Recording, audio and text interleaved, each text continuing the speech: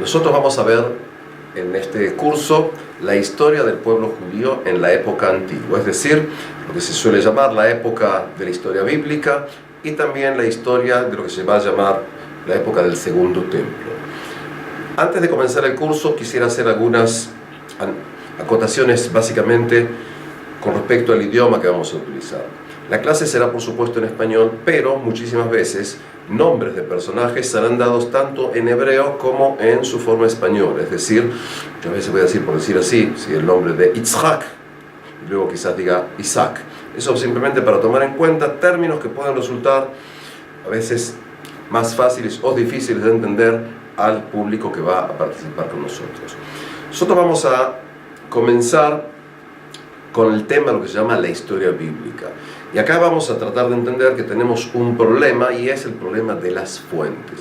Cuando nosotros hablamos de historia bíblica, tenemos que tomar en cuenta que tenemos dos tipos básicamente de documentos. El documento bíblico, el texto bíblico, y diversos tipos de documentación extrabíblica, que pueden ser resultados de excavaciones arqueológicas, pueden ser documentos que se han encontrado escritos en diversos lugares, lo que se va a llamar textos epigráficos, textos que lo podemos descifrar a través de la epigrafía o la paleografía. Hago esta aclaración por lo siguiente. Cuando nosotros hablamos del texto bíblico, es decir, lo que nosotros en hebreo podemos llamar el Tanaj, es decir, viene una pregunta y es si estamos hablando de un texto que es un texto de origen divino o un texto creado, escrito por seres humanos, es decir, igual que tú y yo. En otras palabras, entramos acá a una pregunta básica y es ¿en qué medida tenemos fidelidad cuando nosotros nos relacionamos con dicho texto? Por ejemplo, ¿existió un señor llamado Abraham? ¿Existió alguien llamado Abraham, Isaac y Jacob? ¿O han sido creación posterior de los que decidieron escribir o editar el texto bíblico? El punto este es un punto muy pero muy importante que por supuesto lleva aquí a la discusión entre círculos religiosos y círculos, digamos, no religiosos. ¿Es el texto de la Biblia el legado divino o es un legado escrito por hombres inteligentes con una concepción de mundo, con una ideología determinada? Este es un punto que tenemos que tomarlo muy pero muy en cuenta cuando vamos a trabajar aquí sobre nuestro tema. Entonces, vamos a tomar en cuenta también otro tipo de cuestiones en épocas posteriores, la numismática, es decir, en qué medida monedas que se han podido encontrar son testimonio de algo que nosotros estamos usando, en qué medida nosotros podemos confrontar textos diversos, es decir, si alguien escribe que ganó en una guerra y el otro lado también dice que ganó en una guerra. En otras palabras, tienes dos textos que son textos distintos, cuando cada uno, por ejemplo, se adjudica la victoria. Estos son puntos que tenemos que tomarlos en cuenta por lo siguiente. En mi concepción, fueron hombres los que escribieron el texto. Entiendo que esto es importante porque es muy importante cuando alguien explica, cuando entramos al término de lo que es concepción histórica, saber quién es el que a nosotros nos está hablando. Si es una persona religiosa o si es una persona que no pertenece a esto. Es decir, vamos a ver acá acentos distintos. Y acá quizás una referencia a la palabra historia. La palabra historia es una palabra de origen griego que quiere decir investigación. Lo repito otra vez, aunque les parezca raro. Historia quiere decir investigación, saliendo del verbo griego historen. Historen quiere decir investigar. Si hubo un señor llamado Heródoto, en el siglo V antes de Cristo, este señor decidió investigar, es decir, decidió historen, las razones de las guerras entre los persas y los griegos. Y aquí que tomando la palabra esta, que quería decir investigación, pasó a tener el significado de lo que nosotros conocemos hoy en día, es decir, relatos, narraciones, el intento de entender el pasado, lo que en hebreo se va a llamar la palabra toldot, es decir, que sería la historia de las generaciones. Es decir, lo que quiero que tratamos de hacer es tratar de investigar el pasado judío en función de las fuentes que nosotros tenemos. Entonces entramos acá como la más antigua historia y es la historia bíblica. A nivel de investigación, consideramos que los textos bíblicos fueron escritos más o menos entre el siglo X antes de Cristo y el siglo IV antes de Cristo. Es decir, en un periodo de aproximadamente 600 años, los textos fueron escritos, fueron elaborados, fueron editados, se agregaron partes y se sacaron partes en función de la concepción de los autores. Es decir, autores eran gente que tenía una concepción y la quisieron llevar a la palabra escrita. En otras palabras, estamos hablando de tradiciones orales que en determinado momento fueron puestas por escrito. Un punto interesante es lo siguiente, y es, si salimos del supuesto que las tradiciones estas fueron escritas aproximadamente entre el siglo X al siglo IV antes de Cristo, y luego vamos a hablar en el curso del proceso de canonización, es decir, cuando estos textos pasaron a tener un carácter de santidad.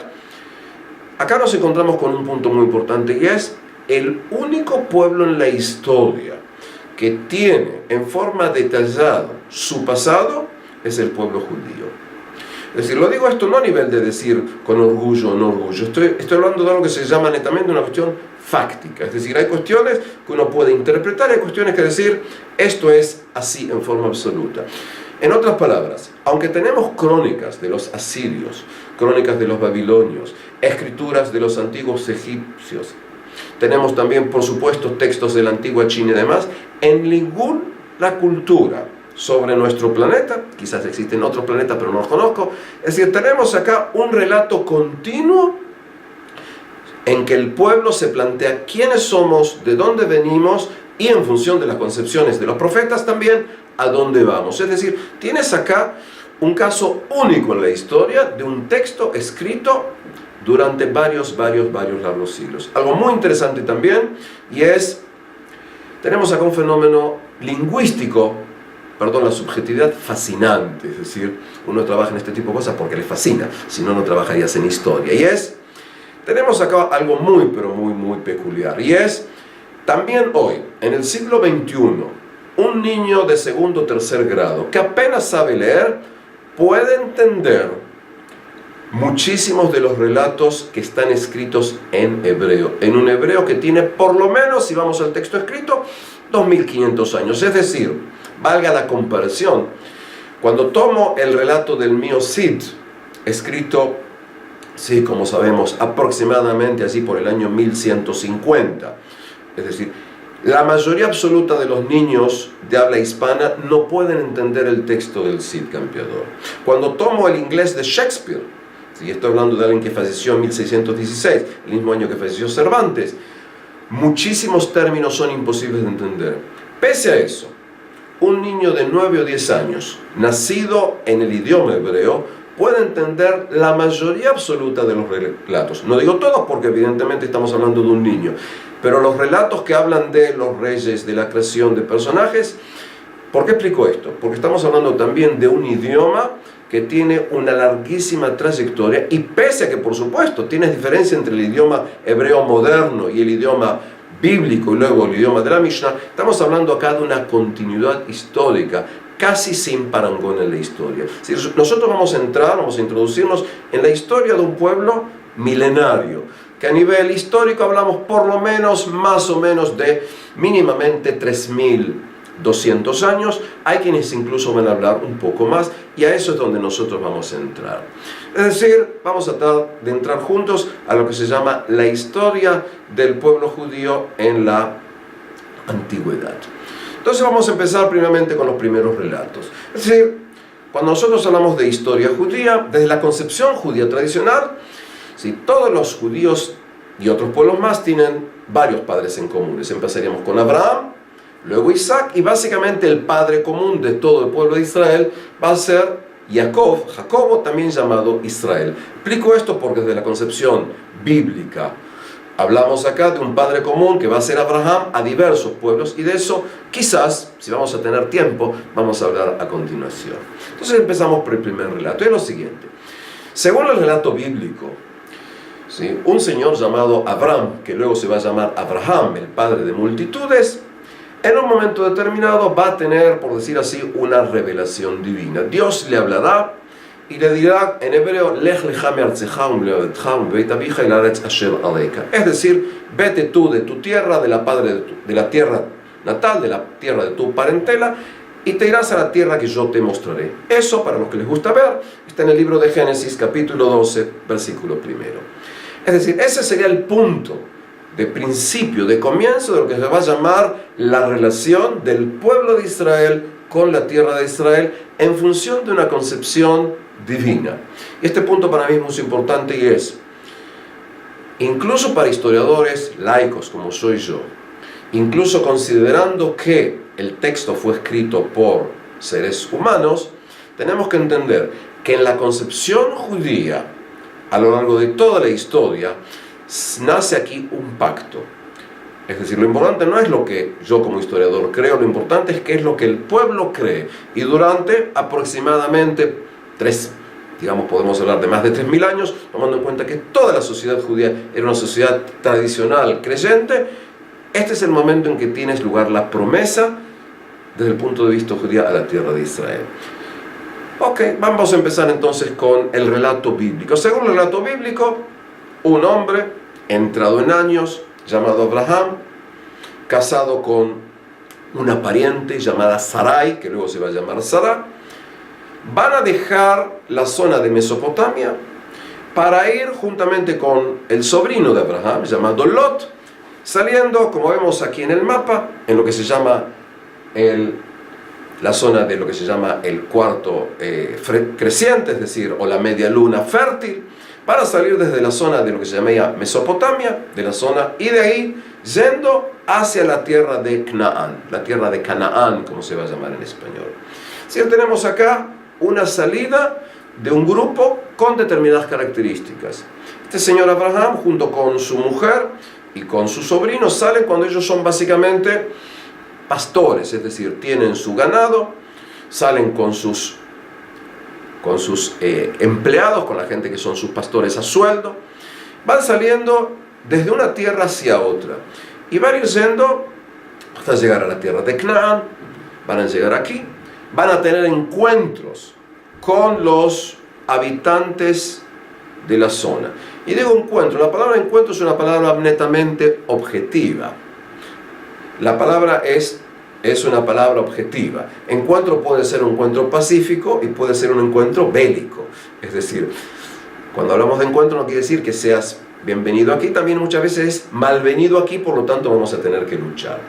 Lo importante es que vienen aquí, según el relato, en un momento determinado se separan los pastores de Lot con los pastores de Abraham por un litigio y cada uno se va a ir asentando. Lot va a ir a la zona que luego va a ser conocida con el nombre de la zona de Sodoma y Gomorra. Nuevamente todos conocemos por lo menos el relato bíblico de esto, si no luego vamos a explicar. Y aquí que, según nuevamente el relato bíblico, esta gente habita en carpas, habita en tiendas, esta gente es nómade, esta gente es poligámica, y eso también lo vamos a tomar en cuenta cuando hablemos posteriormente, y no tiene en su posesión ninguna tierra, salvo la tierra para enterrar sus muertos. Es decir, según el relato bíblico, Abraham va a comprar una parcela para querer enterrar sus muertos. Es lo que se va a llamar Me'arat Machpelah, es decir, la cueva de Machpelah, tradicionalmente en la zona más o menos de Hebrón, de la ciudad de Hebrón. Ahí van a enterrar sus muertos. Pasando el tiempo, como Abraham no puede tener descendencia, tanto él como su mujer son gente mayor, Sarai va a entregar su esclava, su sierva llamada Hagar, para que Abraham tenga descendencia. Y aquí que va a tomar a Hagar y con ella va a tener su primer hijo llamado Ismael. Es decir, y Dios escuchó mi ruego, si tomo etimológicamente el nombre Ismael. Pasando unos años después, Abraham va a tener con su mujer un niño que va a ser llamado Isaac. Según la concepción bíblica, en un momento determinado, Sara va a pedir que sean expulsados Hagar con su hijo Ismael del desierto. Estos puntos son puntos importantes para entender lo que luego vamos a tratar de interpretar a nivel histórico estos relatos. Es decir, tenemos aquí que hay luchas entre estas mujeres. Pasa el tiempo, Sarai va a fallecer y Abraham va a tomar una tercera mujer llamada Keturah. Estoy hablando ahora en conceptos del relato bíblico, sin entrar a si mi idea es cierta o no es cierta, estoy tomando el relato. Pasa el tiempo y he aquí que Abraham va a mandar a su mayordomo, tipo esclavo, llamado Eliezer, que quiere decir, y Dios me ayudó, lo va a mandar a Mesopotamia para buscar una mujer para su hijo Yitzhak. En otras palabras, estamos acá hablando de que Yitzhak va a ser casado con Rivka o Rebeca, que nuevamente son primos del mismo origen. Tomemos en cuenta esto, es decir, no se casa con una cananea, se casa con alguien que pertenece, por decir así, al mismo clan, a la misma familia. Y aquí que entonces le traen la mujer y Rivka o Rebeca va a casarse con Yitzhak y van a tener 2 hijos, mellizos. Uno será llamado Esaú o Esav en hebreo, que luego se va a llamar también Edom, Edomita o el rojo, luego vamos a hablar, y el otro hijo llamado Jacobo, que también se va a llamar Israel. Estos 2 hermanos no se van a llevar bien y en un momento determinado, según el relato, cuando Esaú regresa a su casa, a la carpa, y tiene mucha hambre, siente olor, ¿sí?, a un plato de lentejas, y yo como persona que me encanta comer, entiendo esto, tienes hambre, tienes que comer. Entonces Jacobo, Israel, le dice, te doy un plato de lentejas a cargo de la primogenitura. Acá puedo hacer un paréntesis, siempre he pensado desde que era niño, ¿sí?, si hubieran sido buenos hermanos directamente, le hubieras dado de comer gratis. Pero es parte del relato, esto para que a veces pensemos qué implican este tipo de relatos. Sea como sea, hay acá la venta de la primogenitura. Recuerden esto cuando hablemos en el futuro de la concepción cristiana con respecto a los judíos y que implica la venta y la compra de la primogenitura. Pero esto será visto mucho más adelante. Se vende la primogenitura, pasa el tiempo y aquí que Isaac, ya siendo un individuo anciano, un individuo ciego, quiere bendecir a sus hijos. Pero aquí que acá hay una conspiración, hay un conflicto. Rivka prefiere a su hijo menor. Y aquí que en un ardid problemático, pero evidentemente que da mucho de comer, por decir así, los psicoanalistas, ¿sí?, es decir, Rebeca prefiere a su hijo menor y entre los dos deciden engañar al anciano padre, al anciano esposo que está además ciego. Entonces se pone una piel y viene aquí a recibir la bendición. En otras palabras, por un ardid, luego de haber comprado la primogenitura, Jacobo recibe la bendición del hermano mayor y se retira.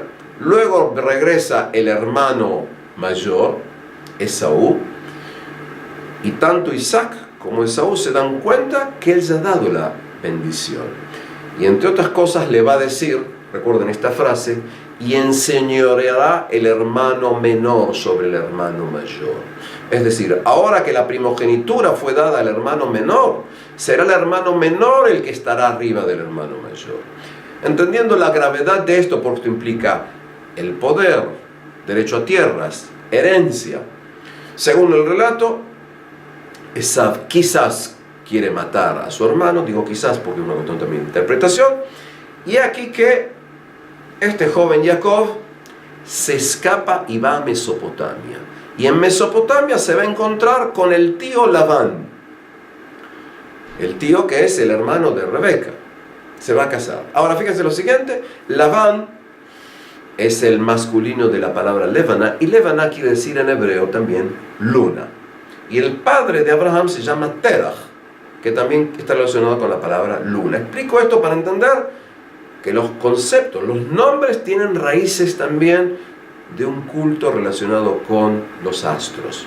Esto entre paréntesis, como diríamos. Si tuvieran que rendir examen, les diría, lo que pongo entre paréntesis no vale examen. Pero simplemente que tomemos en cuenta esto. Y es, este joven está ahí, el tío Labán le da trabajo.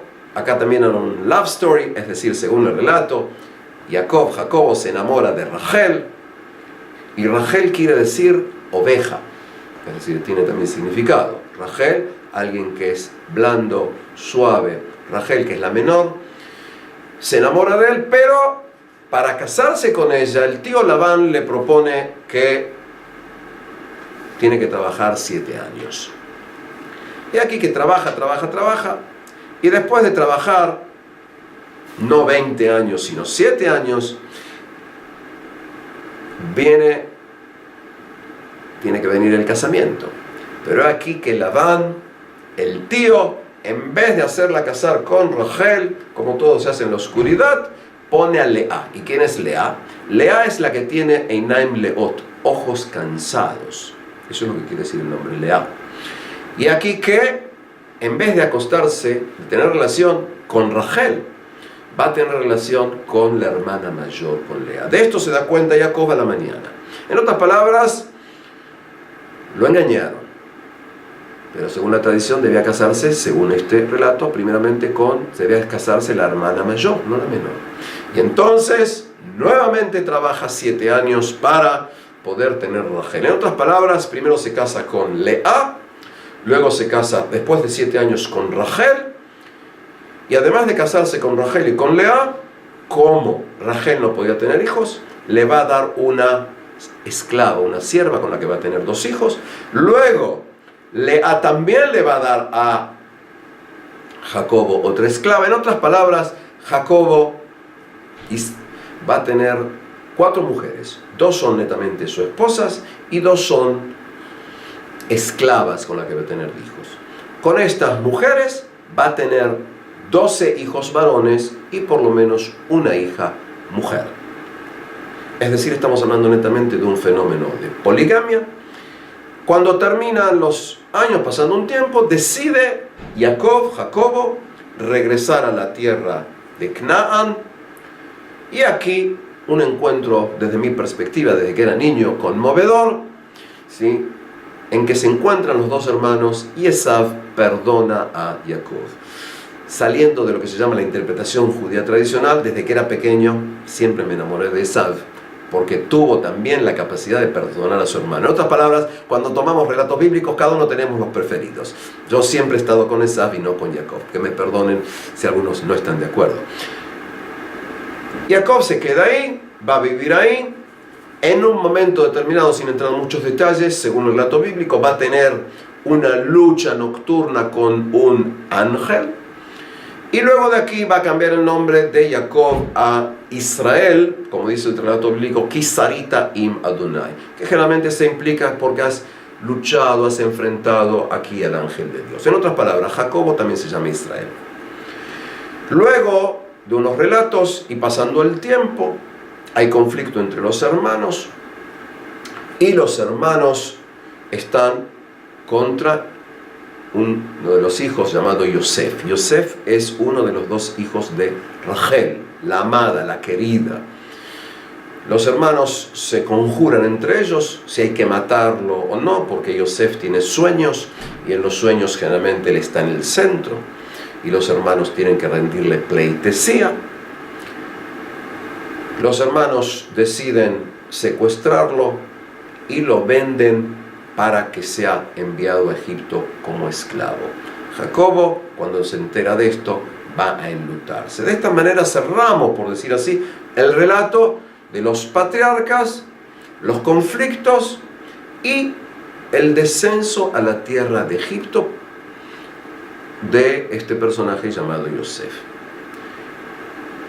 Aquí voy a cerrar esto en este momento, porque la pregunta es: ¿en qué medida el relato bíblico, el relato que básicamente lo tenemos en el libro llamado Breshit, en griego el libro de Génesis, en qué medida este relato es un relato que puede ser aceptado a los ojos de gente que no es creyente?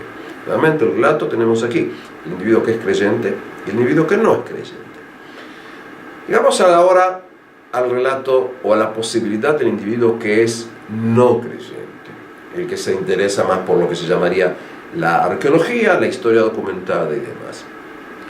Entonces tratamos de ver paralelos o relatos similares en lo que sería documentación extra bíblica, lo que está fuera del Tanaj.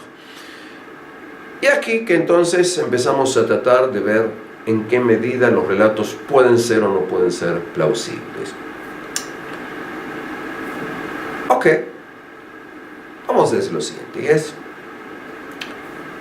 entiendo, o entendemos los que trabajan en historia, en arqueología, que cuando un individuo crea algo, toma elementos existentes y en su genio los elabora para darles un nuevo sentido.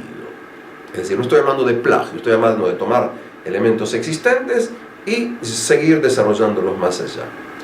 Por ejemplo, el relato de la creación lo tenemos de diversas maneras en otras culturas. Pero lo interesante, por ejemplo, es el relato del diluvio.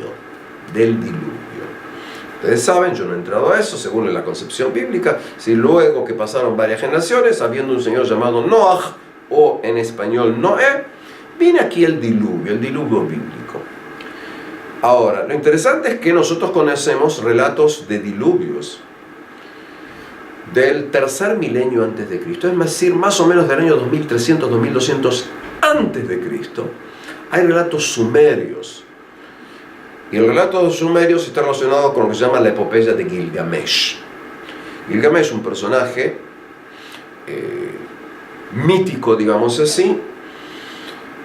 Y según el relato de Gilgamesh, que dicho sea de paso, uno de los relatos de Gilgamesh en acadio está aquí en Jerusalén, en lo que se llama Museo en Israel.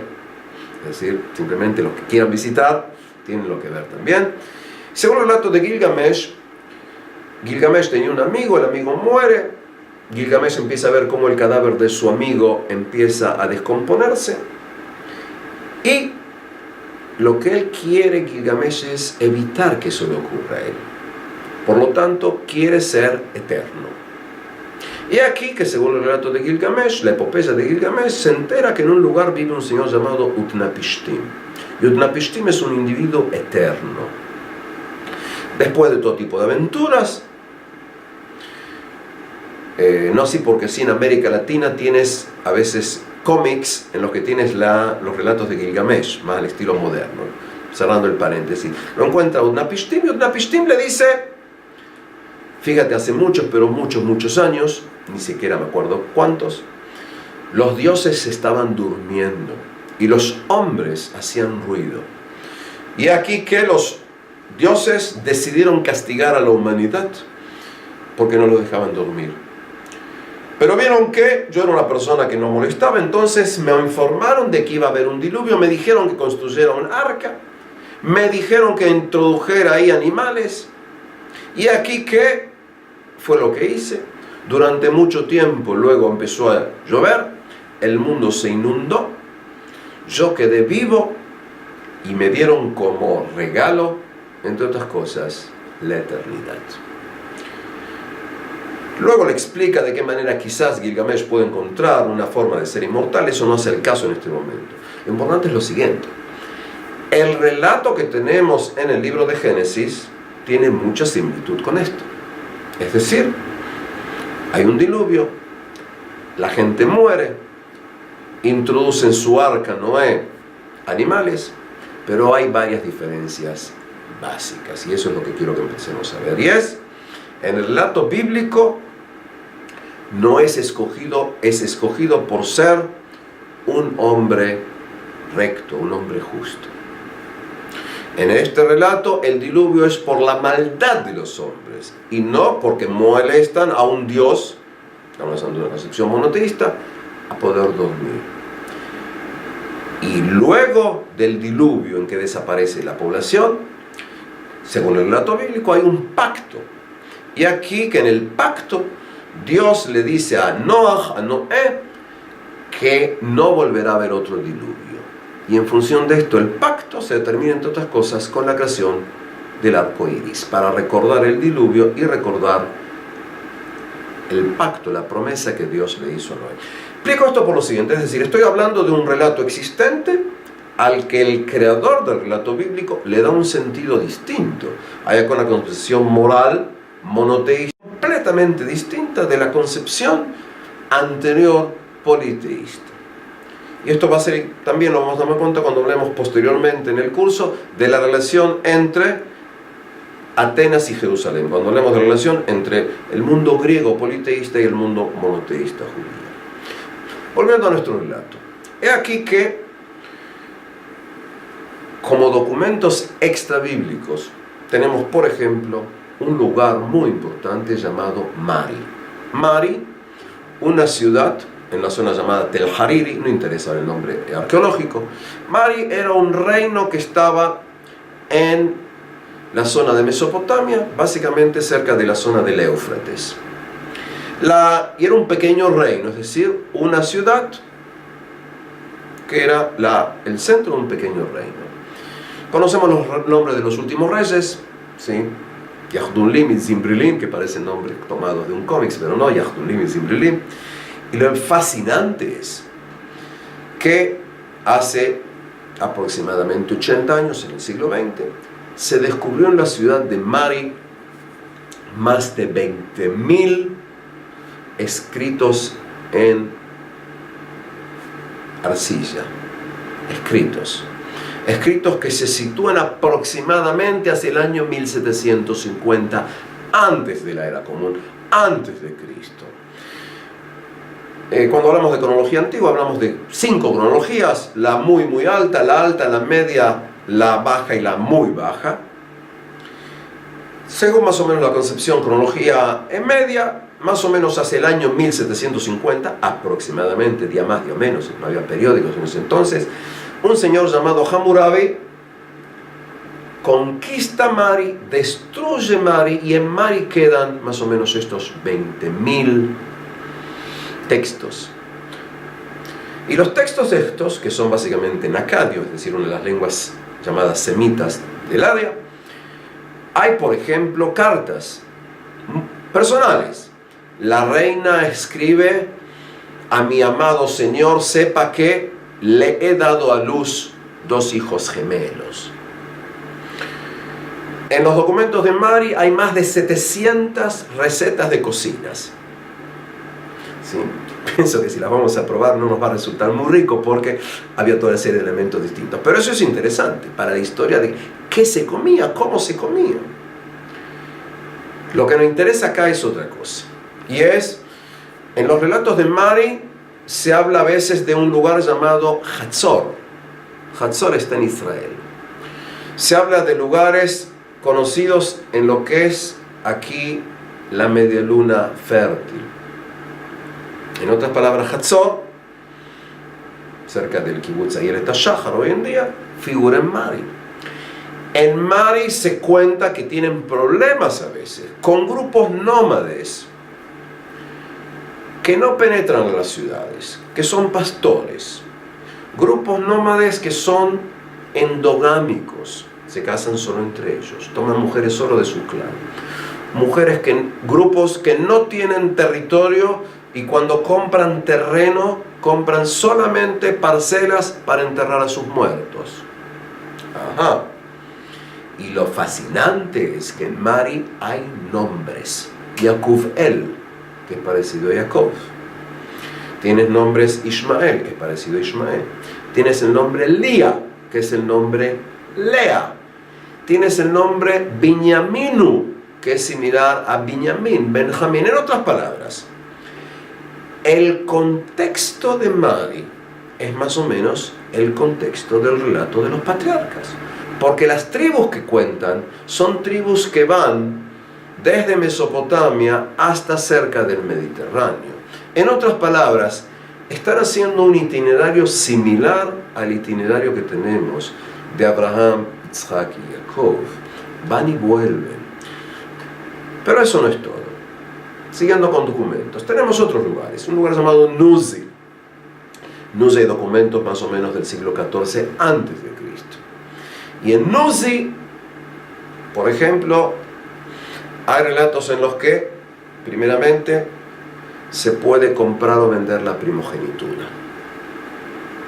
Segundo, mujeres que no pueden dar a luz tienen como costumbre entregar a su esposo, a su dueño, a su amo. Recuerden, estamos hablando de concepciones patriarcales. una de sus esclavas para dar a luz. Y la costumbre muchas veces es que cuando la esclava o la sierva va a dar a luz, se acuesta o se sienta sobre las rodillas de su dueña.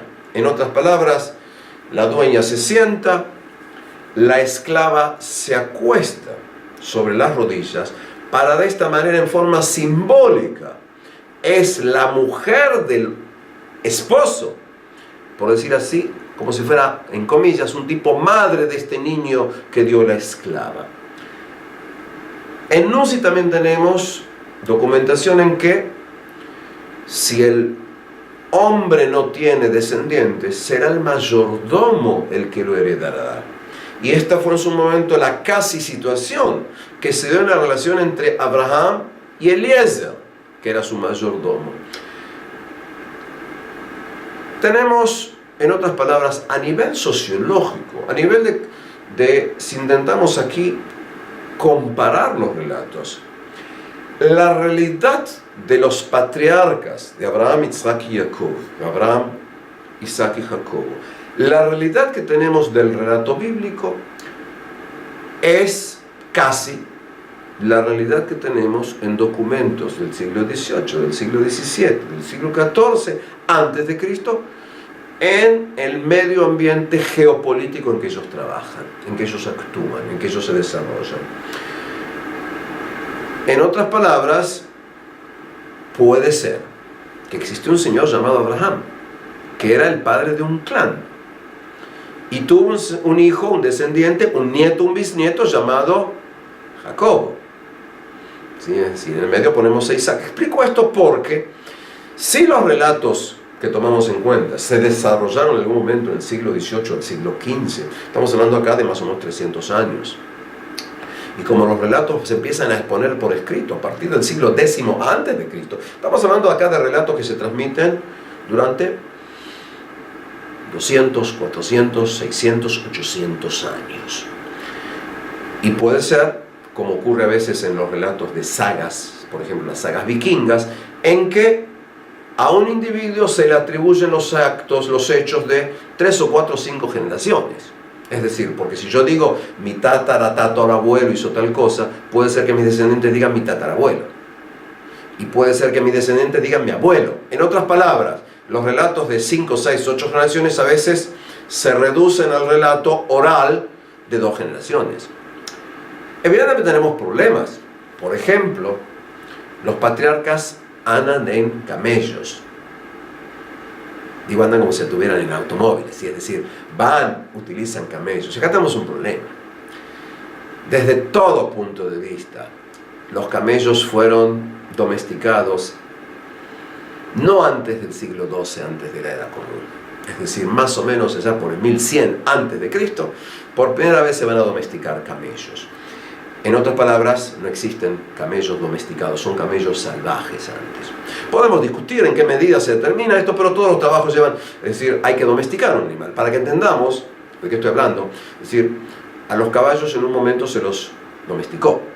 Lo mismo se hizo con camellos, pero jamás se hizo con cebras. ¿Sabe? Si cebras, sí, eso, digamos, los caballos, eso que tienen pijama, por decir así. Es decir, las cebras jamás fueron domesticadas.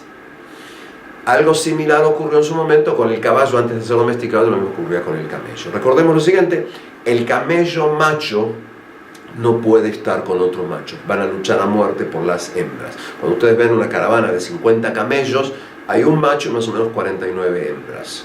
Es decir, es una cuestión muy problemática. Además de eso, hay que tomar en cuenta que el camello de un mordisco te puede sacar un hombro. ¿Sí? Es lo que se llama la comida del lobo, es decir, la garganta del lobo. Y por eso todos los camellos tienen puestos aquí en la boca correas, porque si llega a abrir lo puede matar a un individuo. En otras palabras, hubo un proceso hasta que los camellos fueron domesticados. Entonces tenemos un problema.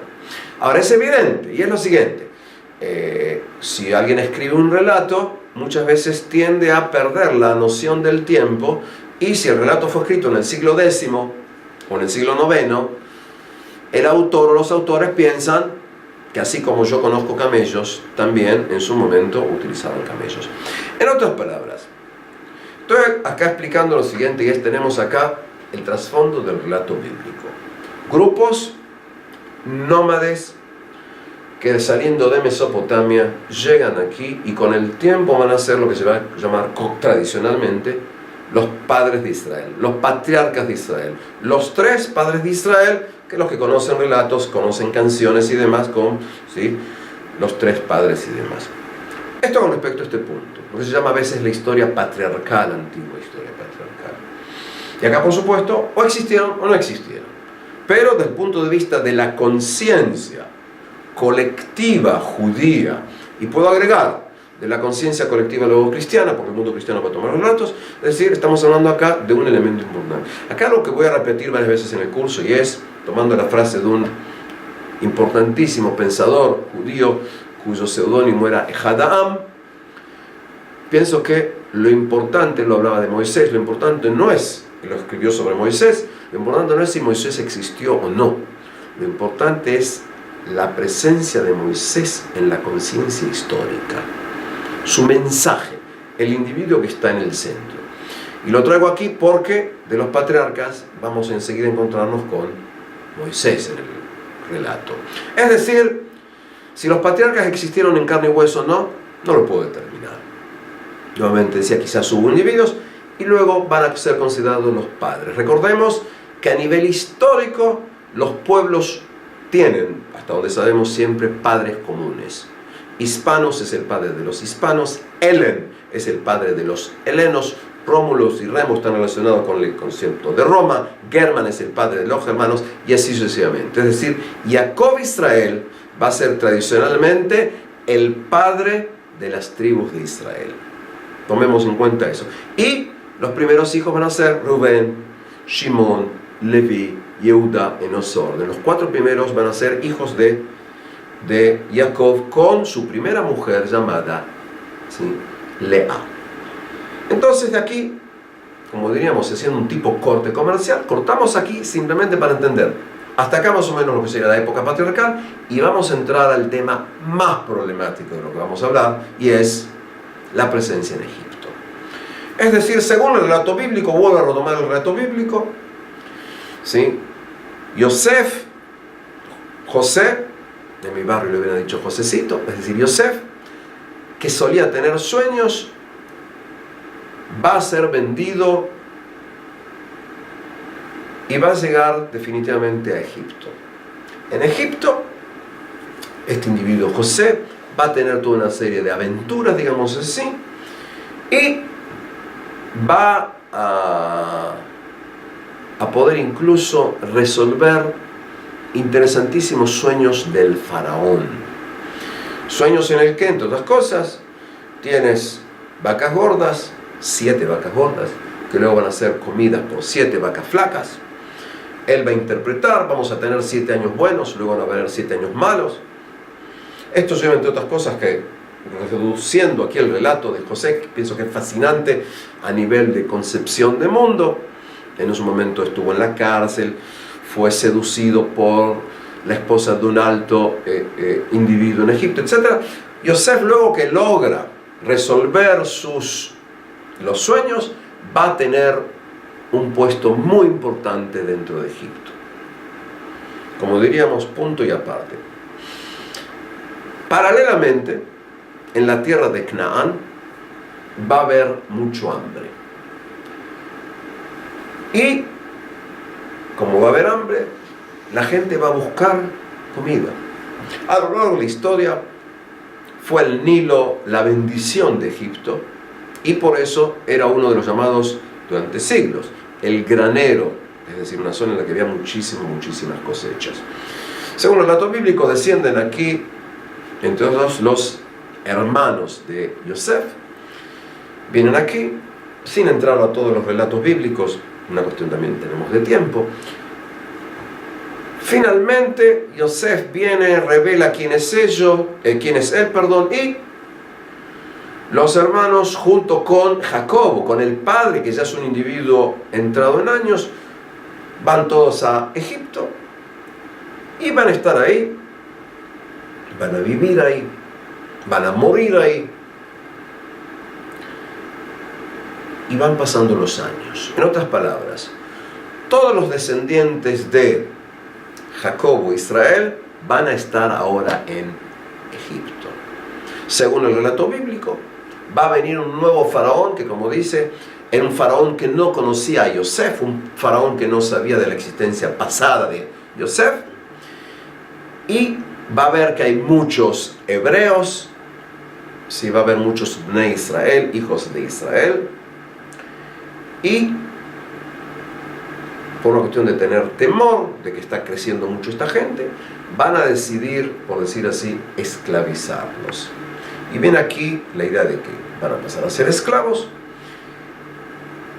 Y según el relato, como mucha gente le van a decir al faraón que cada vez hay más hebreos, decide que hay que empezar a matar a los niños hebreos que van a ir naciendo. Y aquí que hay una pareja. Y la pareja pertenece a la tribu de Leví. Leví es uno de los 12 hijos de varones de Jacob. Pertenece a la tribu de Leví. Y hay un matrimonio que se van a llamar Amram y Yochebed. Fíjense lo interesante. Amram en hebreo quiere decir Amram, pueblo elevado, pueblo que está arriba. Este es el nombre del hombre. Y la mujer se llama Yochebed. Hay discusiones con respecto a la etimología, pero podemos decir que más o menos Yochebed quiere decir honor de Dios, honor divino. Yochebed, dos palabras. Fíjense lo siguiente: Yochebed, honor de Dios, y Amram, y el pueblo que está arriba, van a tener niños. Van a tener uno llamado Aarón, van a tener una niña llamada Miriam, y aquí que van a tener un niño. Y como el niño tiene que teóricamente que ser matado, deciden ponerlo en una canasta, y lo van a poner en el río. Lo ponen en una canasta, el niño va siendo llevado por las aguas, y la que lo va a recoger va a ser la hija del faraón, que va a ver a este niño y lo va a tomar con ellos. Dicho sea de paso, paréntesis, Sargón de Asiria, según el relato, fue puesto en aguas porque lo querían matar. Rómulo y Remo, los muchachos de Roma, van a ser puestos en una canasta. En Batman, los que vieron Batman, ¿sí? Penguin también va a ser puesto en agua. En otras palabras, hay un elemento muy interesante, sin entrar ni a psicología ni a mitos, es decir, el niño que quiere ser matado, pero nosotros sabemos, porque somos los que estamos viendo de costado, que en el futuro, como se dice en hebreo, ese pequeño grande será en el futuro.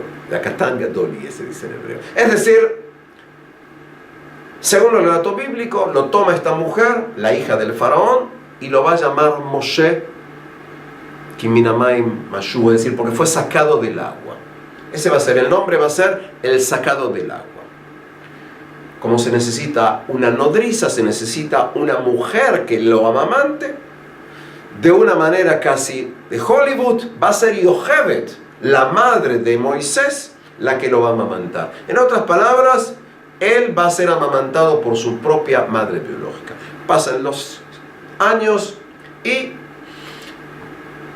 en un momento determinado Moisés se va a enterar de su origen. En un momento determinado él va a matar a un egipcio que está maltratando a los hebreos. En función de esto, luego, sin entrar a muchísimos detalles, va a escaparse de Egipto y va a llegar a un lugar llamado Midian.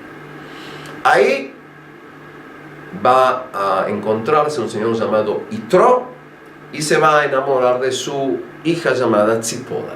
Es decir, tipo love story, como dirían, es decir, acá Moshe y Tzipora van a ser pareja y luego van a tener hijos, Gershom y demás, y también Eliezer. Sea como sea, en un momento determinado, Moisés va a estar en el lugar, según el relato bíblico, y va a haber una zarza, como dirían bien dicho, una zarza ardiente que se quema pero no se consume. Escucha la palabra de Dios y Dios le dice, entre otras cosas, sácate el calzado porque el lugar en que tú estás santo es. Moisés no sabe lo que hacer, y Dios le dice: tu misión será ir ahora a Egipto y sacar de ahí a tu pueblo que está en esclavitud. Moisés, entre otras cosas, dice que no sabe hablar. En hebreo el texto dice que le resultaba difícil hablar. Esto llevó a una midrash, lo que se llama a exégesis judía, explicación judía, que hay un relato en que en su momento, ¿sí?, tuvo que escoger algo, se puso carbón en la boca, se quemó, quedó tartamudo, como dirían. Pero esto es un relato que explica qué quiere decir kvat pe, qué quiere decir que le resultaba difícil hablar. Sea como sea, regresa Moisés, se encuentra con su hermano Aarón. Aarón será el portavoz de él, se encuentra con su hermana Miriam. Recordamos el nombre Miriam cuando hablemos varias clases más adelante, tenemos por qué. En síntesis, viene, se encuentra con el faraón. El faraón era el faraón en el que se había criado, porque se había criado en esa casa, y eso lo ven en películas, luego en todo tipo de interpretaciones posteriores. Hay acá un choque entre Moisés, que tiene la ayuda divina, hay choques entre él y los magos o los sacerdotes de la corte egipcia. La famosa frase en hebreo, shlachet ami, es decir, deja a mi pueblo salir, que a veces se utiliza la expresión en inglés, let my people go, deja a mi pueblo salir. Según esto, el faraón se opone, y es aquí que vienen las llamadas 10 plagas. En función de las 10 plagas, ¿sí?, es decir, empiezan a haber ranas, y las aguas se convierten en sangre, y hay oscuridad, y cae granizo, sarna, y la última es la muerte de todos los primogénitos. El faraón permite que la gente salga, la gente sale, y aquí que tiene lugar también, además de las 10 plagas, que ya de por sí son milagros, tiene otro milagro importante, y es el milagro en que se abren las aguas de lo que se llama en hebreo Yam Suf.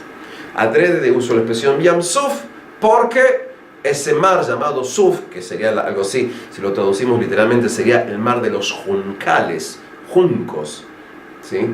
Es decir, el pueblo de Israel pasa. Luego viene Faraón, que se arrepintió, vienen corriendo, las aguas se cierran, y aquí que, según el relato, los egipcios con sus carros, con sus soldados, etc., se ahogan, y los judíos, no los judíos, porque el término judío no se utiliza, se va a utilizar o los hebreos o los hijos de Israel, el término judío es posterior, se va a utilizar básicamente, es decir, los hebreos o los hijos de Israel, los israelitas, digamos así, pasan y van a entrar en el desierto.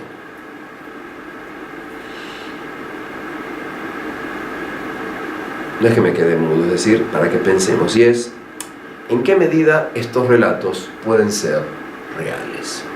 Y acá entramos básicamente a un conflicto terrible entre el pensamiento científico y el pensamiento religioso. Tomen en cuenta, en mis cursos muchas veces vamos a entender lo siguiente, que vamos a encontrar choque. No existe choque entre el hombre y Dios, porque si Dios existe es todopoderoso y el hombre es muy pequeño. El problema es entre pensamiento religioso y pensamiento laico, que son cosas distintas. Es decir, hombres intentan interpretar la realidad. Cuando hablamos acá de pensamiento religioso, pues evidentemente tienes aquí milagros, es decir, actos en los que Dios todopoderoso puede hacer actos que sean antinaturales o sobrenaturales. Y acá entramos un problema, y es qué ocurre con el individuo que está viendo, escuchando, no tiene otra cosa que hacer, entonces en un momento, y es qué ocurre al individuo que tiene sus preguntas con respecto a esto. Desde el punto de vista material, desde el punto de vista de la documentación, es esto casi una creación literaria muy interesante. Es fuerte lo que estoy diciendo. Es decir, tenemos acá un problema. Y es, tenemos que tomar en cuenta lo siguiente, y es, según el relato bíblico, salieron 600.000 hombres. Si lo multiplico por 5, estoy hablando de 3 millones de personas. Porque por 5, es decir, más o menos una familia. ¿Qué es multiplicado por 4? Por 4, 2.400.000. ¿Cómo sale esta gente? ¿Cómo que no tenemos netamente este tipo de relatos? ¿Cómo es que la documentación existente en Egipto no cuenta de estos tipos de cosas? Es decir, vamos a encontrar, enseguida hablar, algún que otro lugar, alguna que otra fuente que quizás forzándola, lo repito, forzándola por tercera vez, forzándola porque necesito creer en esto. Vamos a intentar explicar en qué esto verdaderamente ocurrió. Tenemos acá un problema. En otras palabras, desde el punto de vista histórico, arqueológico, estamos hablando acá de una creación literal que luego vamos a quizás entender, quizás, y bueno, varias veces digo quizás, cómo es que el relato este se desarrolla. Recordemos que estamos, es decir, el éxodo de Egipto es un punto básico en lo que es concepción religiosa. La pregunta es si tuvo lugar. Ahora, del punto de, como decíamos recién, porque estoy entrando con un tema muy problemático, es una creación posterior que vamos a intentar quizás de ver cómo. Porque, ¿qué ocurre? ¿Qué es lo que sí sabemos? Sabemos lo siguiente. Vamos a tratar de atar aquí cabos. Sabemos que hubo a lo largo de la historia gente de Canaán o de las zonas diversas que iban a Egipto. Y en dibujos, en representaciones pictográficas, en templos en Egipto, hay representación también de lo que se llaman semitas, es decir, gente que vienen, que tienen características determinadas como lo interpretan los egipcios. Es decir, hay pinturas y estos serían gente que viene de la zona de Canaán. En otras palabras, sabemos que hubo gente que buscaba lugar para comer. 1, 2. Sabemos que hubo una época, la época sobre todo llamada el gobierno de los Hyksos, que no voy a entrar mucho porque no tengo tiempo de decir, hubo varias décadas de un gobierno no egipcio en la zona. Es decir, quizás esto está relacionado con un señor llamado Yosef, es decir, alguien que tenía un alto puesto. Sabemos que luego va a tener una dinastía que va a lograr expulsar a los Hyksos, es decir, por decir así, hay una expulsión de gente. Sabemos a lo largo de la historia que, por supuesto, se crearon pirámides, pero lo que pasa es que las grandes pirámides son muy anteriores a lo que podía ser la presencia de los hebreos y de los israelitas. Es cierto, hay unos pocos documentos en que, por ejemplo, dicen, la policía de la frontera detalla diciendo, y esta noche se escaparon 2 esclavos por la frontera. Dije 2, porque es lo que dice el documento, pero 2 no son 2.400.000 ni 3 millones. Es decir, cada tanto hay gente que escapa, cada tanto hay gente que sale. Sabemos también que hubo un faraón, por ejemplo, entre ellos Ramsés, Ramsés II, que en su época hay grandes construcciones. Y recuerden que en la Biblia se habla de Pitón de Ramsés, es decir, las ciudades de Pitón y Ramsés. Es decir, quizás hubo gente que luego va a entrar al pueblo judío, al clan de los israelitas, y va a llevar el relato, y el relato este, que es el relato de 3, 4, 10, 100 personas, 1000 personas, va a ser el relato de millones. ¿Qué entramos, decíamos, a un relato problemático? En otras palabras, signo de pregunta. ¿Hubo una salida de Egipto? No hubo una salida de Egipto. Pienso que a nivel masivo, como está el relato bíblico, no.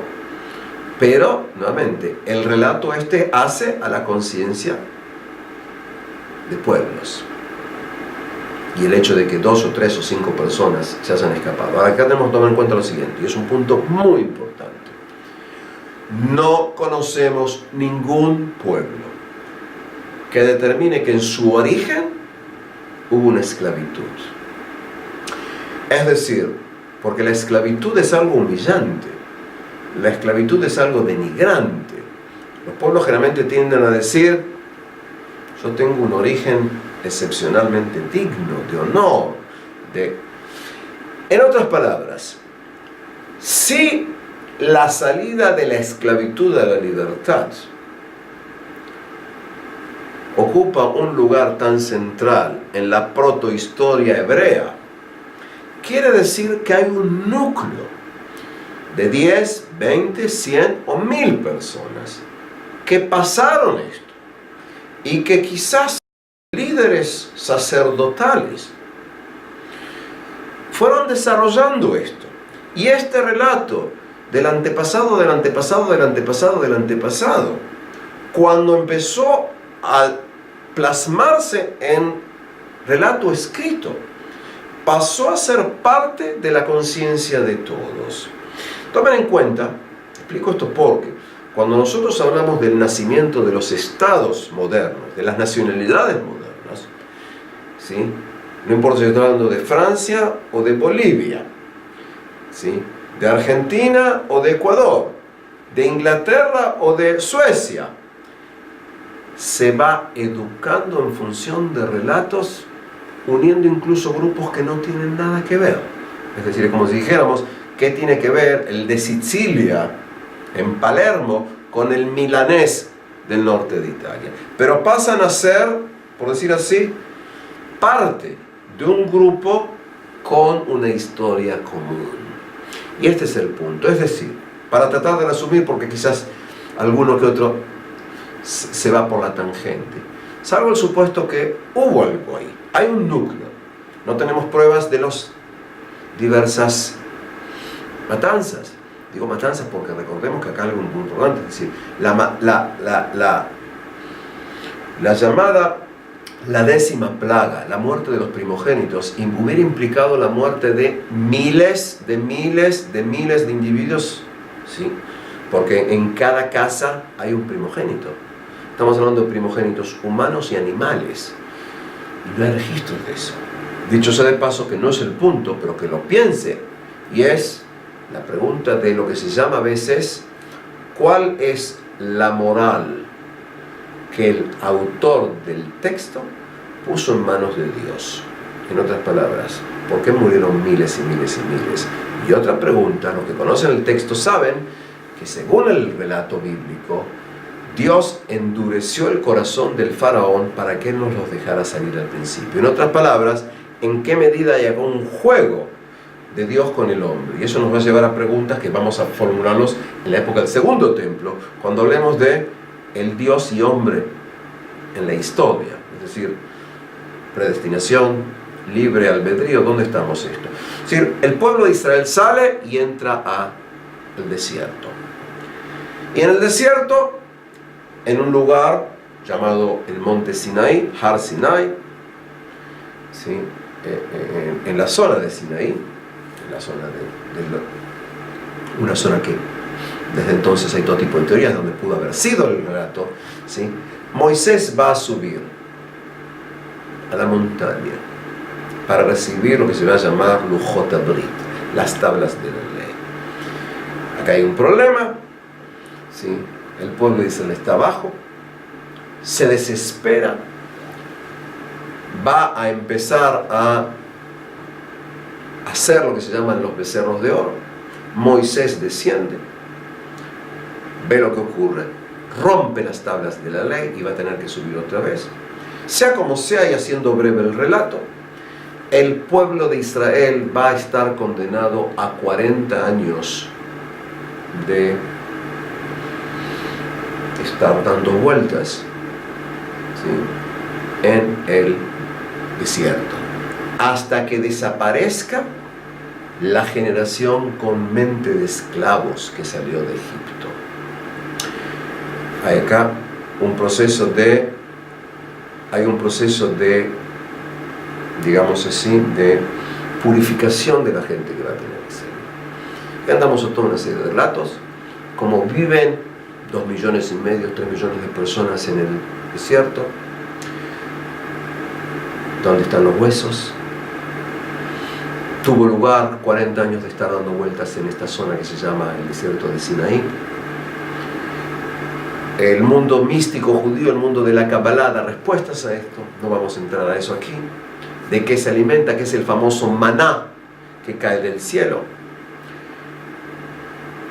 Lo importante es que algo ocurrió y acaban a ser la idea del pacto.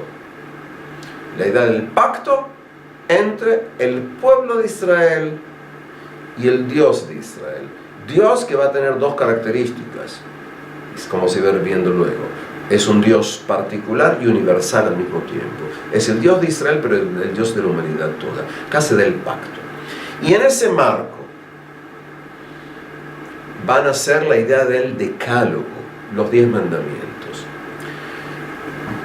tanto si tuvo lugar lo que se llama la entrega del pacto, la entrega, perdón, de las tablas, como si luego va a ser una creación posterior, entramos acá en conceptos muy importantes en el mundo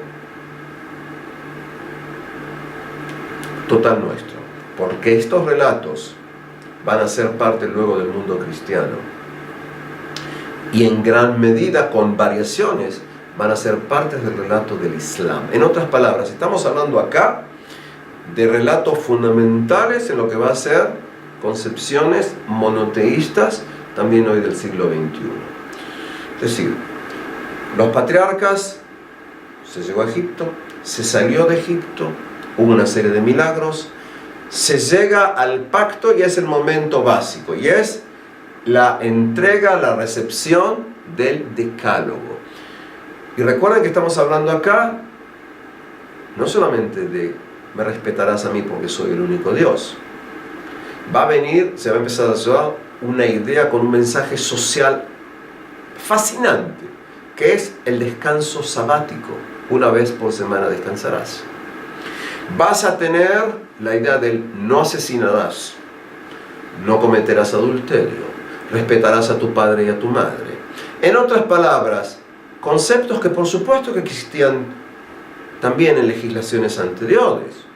¿Quién más, quién menos? Porque toda concepción dirá no asesinarás. Y repito, no digo no matarás porque la traducción del decálogo a los diversos idiomas europeos, es una concepción, es una traducción errónea. En hebreo, como en tantos otros idiomas, tienes asesinar y tienes matar. El decálogo no dice no matarás. El decálogo dice no asesinarás. Explico esto porque a lo largo de toda la historia existe lo que se llama el matar. No estoy defendiendo, estoy explicando la diferencia entre asesinato y matar. De entender que hay acá conceptos básicos. Y esto se va dando en ese encuentro real o imaginario entre Dios y Moisés. Y Moisés va a ser en la historia, yendo nuevamente a ese gran pensador Ehad Ha'am, una imagen que la tenemos a lo largo de toda la historia. Por ejemplo, un señor llamado Jean-Jacques Rousseau, en el siglo XVIII, cuando habla de la importancia de los personajes en la historia, para él lo más importante era el legislador, porque el legislador tiene que tratar de entender la esencia, si existe algo así, de su pueblo para darles leyes, para educarle que pueda vivir. Para él, uno de los más importantes legisladores en la historia fue Moisés. Y así lo vamos a ver en forma constante, ¿sí? Va a ser el Moisés que lo va a poner Michelangelo, ¿sí? Miguel Ángel, es decir, Moisés tiene ahí una presencia importante en lo que se llama el mundo de la legislación. Moisés será, por decir así,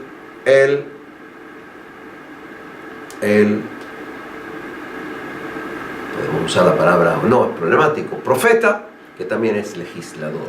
Moisés es el que va a hablar cara a cara con Dios, que se va a enojar con Dios. Es decir, Moisés va a ser uno de los personajes más importantes en la historia. Y si se me permite una confidencia personal, total, estamos entre tú y yo solamente, entiendo que Moisés es para mí, Pinhas, uno de los personajes más fascinantes en la historia, aunque no sé decir si existió como está ahí o es una creación, no importa. La imagen de Moisés como guía, como legislador, como individuo que lucha solo contra toda la realidad que es el imperio egipcio de los faraones.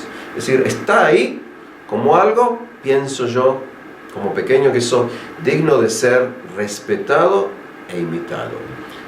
Moisés continúa. Moisés, como todos los personajes de la Biblia, Moisés, aunque les parezca mentira, es un ser de carne y hueso. Explico esto porque en los relatos de los antiguos pueblos, y no solamente de los antiguos pueblos, ¿sí? El líder no es como tú y como yo. El líder es algo casi sobrenatural. Y lo vemos con presidentes, con primeros ministros, con reyes, a lo largo de toda la historia. Los personajes bíblicos son seres de carne y hueso que también tienen sus defectos. Moisés, según el relato bíblico, era una persona irascible, es decir, se enojaba mucho, discutía con Dios y varias veces no le hizo caso. Por ejemplo, entre otras cosas, cuando no había agua en un momento determinado, Dios le dijo a Moisés: háblale a las piedras. Pero Moisés, en lo que podemos llamar una falta quizás de fe, no habló a las piedras. Moisés pegó a la piedra y de la piedra salió agua, como Dios le había dicho que iba a ocurrir. En función de diversas, por decir así, choques entre Dios y Moisés, Dios le dice a Moisés que él no entrará a la tierra de Canaán, no entrará a la tierra de Israel. Moisés verá desde el frente la tierra de Israel, pero no entrará a ella. Es decir, no es Hollywood. Es un relato en que el héroe, que también tiene sus defectos, no verá, sí verá, pero no podrá llevar a cabo el asentamiento, la conquista de la tierra de Israel. Entonces Moisés, que sacó al pueblo, que lo llevó al desierto, que le entregó la Torá, que le entregó la ley, que le entregó el decálogo, va a llegar, se va a despedir de quien luego vamos a hablar, de Josué, Yoshua bin Nun, y va a morir sin que sepamos dónde está enterrado. Recuerden este punto que sería importante cuando lleguemos a los siglos XX, siglo XXI. Nadie sabe dónde está enterrado Moisés. Y la exégesis judía a lo largo de toda la historia, es decir, los grandes exégetas, los grandes interpretadores de la ley a lo largo de la historia, entre otras cosas decían: ¿por qué no se sabe dónde está enterrado Moshe Rabbeinu? Moshe, nuestro gran rabino, nuestro gran sabio, para evitar que su lugar se convierta en lugar de culto e idolatría. Vuelvo a repetir, para evitar que donde él está enterrado sea un lugar en que la gente venga a pedir, a rezar, a acostarse en su tumba para pedir la intervención divina.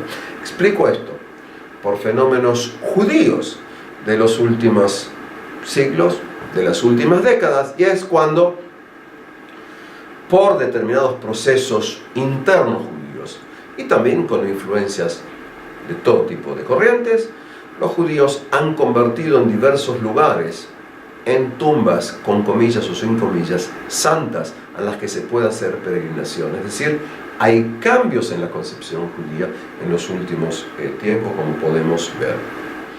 Y aquí que, terminando con la cuestión de por qué no se sabe dónde Moisés, cerramos esta clase con lo que se llama a veces la protohistoria del pueblo de Israel, la antigua historia de Israel.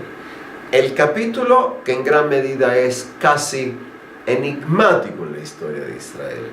A partir de la próxima clase, desde casi todas las concepciones, cuando hablemos de la conquista y asentamiento, podemos entrar en las épocas en que se puede decir que verdaderamente comienza la documentada historia del pueblo de Israel. Gracias.